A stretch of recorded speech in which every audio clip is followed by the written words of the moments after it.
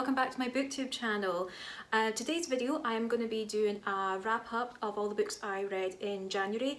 I know I'm a little bit late to the game. I should have really done this at the beginning of this month, but because I only uploaded my first video last week, I thought I'd just catch up on myself, do a January wrap up this week, and next week I will do a February wrap up of all the books I read this month. I was kind of contemplating not doing a January wrap up, but I read so many great books that I just wanted to tell everybody about, so let's get started. So the first book I read in 2021 was Ghosts by Dolly Ardington. I had seen this book all over social media last year and had to get my hands on it, and I loved this book. It was the nice uplifting book that I just really needed at that time. Obviously stuck in lockdown, a bit miserable. This is full of humour and I just felt like I relate to the character quite a lot. It's about a woman called Nina. She just celebrated her 32nd birthday and all of her friends are starting to settle down, get married, get engaged, have kids, and she is realising that maybe this is something that she needs to do with her life. So she signs up for online dating and she meets a guy called Max and they hit it off straight away and she thinks it's going really well. They're dating for a few months and then suddenly he disappears. She's very confused about the whole situation and she then discovers the term ghosting, hence the name Ghosts. For all those out there that don't know the term ghosting, it's basically you've met somebody online, you think you're hitting it off, and then suddenly they completely ignore you and delete your phone number and pretend that you were never part of their life. I can relate to this. I have been ghosted many a times. I loved Nina's strength and humour throughout this book and taking light of a awful situation that's happened to her, and realising at the end of the book that maybe love isn't really for her at the moment. She needs to focus on her friends, her family and her career. I absolutely loved this book, found it very relatable as somebody who had been single for quite a while before meeting my current boyfriend. I understand how she felt and realising at some stages that maybe love isn't on the cards and you just need to think about yourself, be a bit selfish. If you want to work on your career, work on your career. If you want to go travelling by yourself, go travelling by yourself. I have done that, and then 3 days later I meet my boyfriend, so absolutely love this book, 5 stars, and I highly recommend this. The next book I read is a Stephen King book and it is The Institute. I have had this on my TBR for a very long time. I actually remember pre-ordering this when it was announced and picked it up the day it was in the shops, and I never read it. I'm really bad for pre-ordering books when I'm in a bit of a book slump, and I've been looking at this book for ages on my bookshelf wanting to read it, and finally picked it up and read it, and oh my god, I wish I'd read it sooner. The story is about a 12-year-old boy called Luke, and he is being kidnapped and sent to this institute in the middle of the woods along with all these other kids. He then discovers that all these kids in this hospital or institute has telekinesis or telepathic powers, and all the nurses and doctors there are actually experimenting and torturing them to try and see how strong their powers are. Eventually, Luke is fed up with all this and escapes and tries to help his friends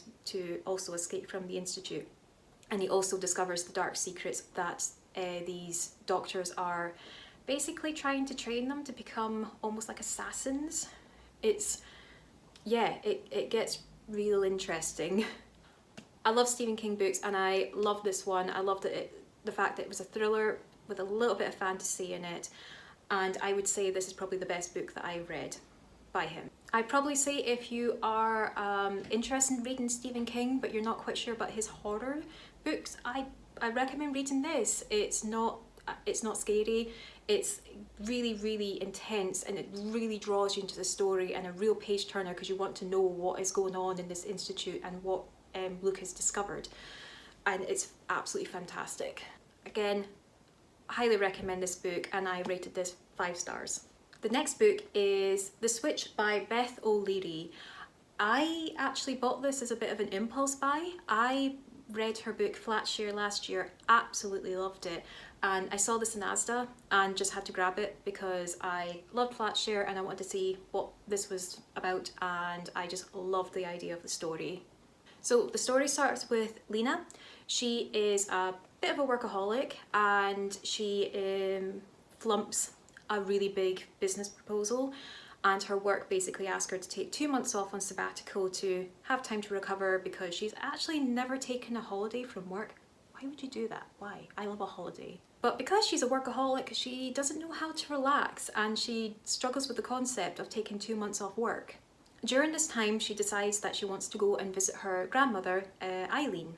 Eileen also lives close to Lena's mother, and their relationship hasn't been great since the passing of her sister, so she thought maybe going to stay with her grandmother, try and work on her relationship with her mother, might help her over the next 2 months. On arriving at her grandmother's house, they are chatting, having a bit of a catch up, and her grandmother mentions that she actually had a job opportunity when she was like 20 years old to live in London, but she decided to turn it down because she was going to marry her husband, who has actually cheated on her and walked out on her. Lena then comes up with this brilliant plan that they are going to swap lives for these 2 months. She is going to live in her grandmother's house and take care of all the community work that she does in the village, and also help her mother out, while Eileen moves to London and lives that freedom of life that she was expecting to have in her 20s and maybe find some romance. Absolutely loved this book. It was the contemporary romance that I needed in my life. It's so easy to read, and I think I read it in about a day. It's just a real page turner, and I felt myself rooting for the grandmother the entire time. She was going on for online dates and I was like, yes, you know what? She was like, I think she's like 78 or something like that in the book. And I was like, go for it. Doesn't matter how old you are, everybody should find love and have a bit of fun, if you know what I mean. Again, I'd give this book 5 stars. Absolutely loved it, and I can't wait to read more of Beth O'Leary's books. The next book I read was The Girl on the Train by Paula Hawkins. This was actually on my TBR list for a very long time, and the reason I bought the book was because I just watched the film and I just didn't feel the desire to read the book. I have a really bad habit of watching the film and then buying the book but not reading the book because I know what happens. To be honest, it had been a very long time since I'd seen the film and I had a vague idea what had happened, but I couldn't remember what happened at the end, so thought I'd give this a go. So throughout the book you have 3 perspectives. You have Rachel, who is the girl on the train, and she is travelling to and from work on a train, and she goes past these houses every single day and she kind of becomes fixated on some of the families in there, and she kind of comes up with a dream scenario of how these people are living their lives, what their names are, and she becomes weirdly fascinated with their lives and wondering what is actually going on. The second perspective is Anna, who is Rachel's ex-husband's new wife. I did get very confused at one point, so if I look like I'm getting confused, I'm trying to remember who everybody is. She talks about her new married life and becoming a mother, and coincidentally she actually lives in one of the houses that Rachel goes past every day on the train. The third perspective is Megan, and she is the girl that goes missing and also the girl that Rachel is watching on the train. So one morning Rachel notices there's something not right happening at the house that she watches, and then a day later she discovers that the girl that she's been watching, Megan, has gone missing, and she wants to try and help the detectives figure something out, what has happened. But it turns out she's not taken seriously because she's an alcoholic. Also, Rachel is trying to get to the house to speak to the husband of Megan, who is actually next door to her ex-wife and Anna, and they think that she is harassing them, which she has done in the past. She has broken into their house, she has stolen their baby. It's all very confusing. Another reason why Rachel isn't taken seriously by the detectives and the police is because she is unemployed. She says that she's travelling to work every day on the train, but she was fired. because of being an alcoholic. It's a great thriller and a real page turner, lots of twists and turns throughout the book. I did feel like it went on a bit too long near the end. It was almost kind of getting to a just get on with it, tell me what's about to happen. There was just a lot of unnecessary chapters. I'm going to give this book 4 stars. It was a really good thriller and I would recommend it if you do like a good thriller book. I will only say that it does carry on a bit too long at the end, and if I hadn't seen the film I probably would have enjoyed it a bit more because I had no idea what was going to happen. On a positive note, I would say that I liked how similar the book is to the film. The only thing is that the book is actually based in the UK and the film is based in, I think it's New York or around that area. But apart from that, story is very similar and good adaptation to the film.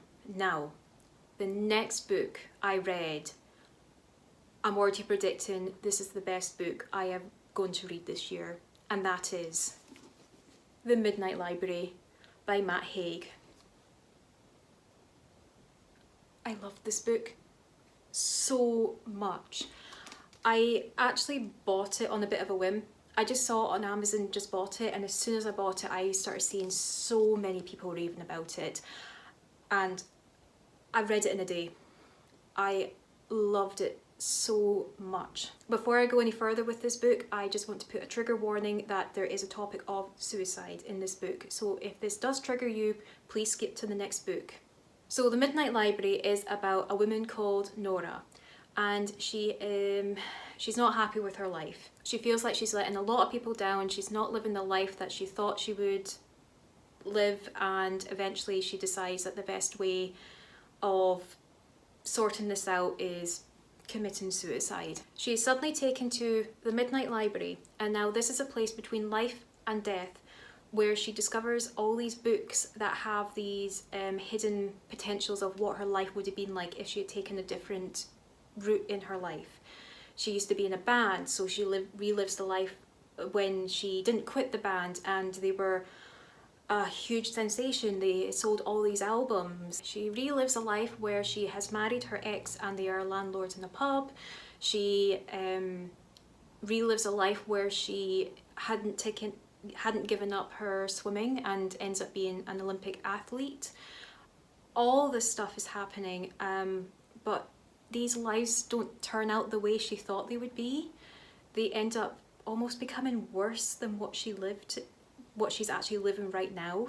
I just loved the message behind this book. Absolutely loved it. It's a real page turner.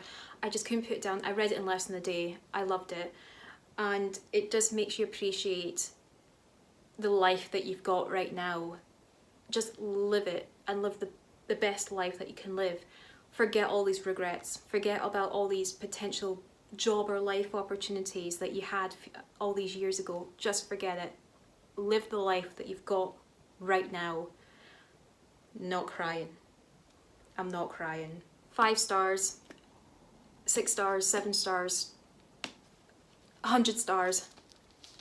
I love this book. So the next book I read in January was Weird Things Customers Say in Bookshops by Jen Campbell. And it's exactly what it says on the title. It's little short snippets of conversations that have been overheard in bookshops, and I really enjoyed this. It was just a nice, easy read.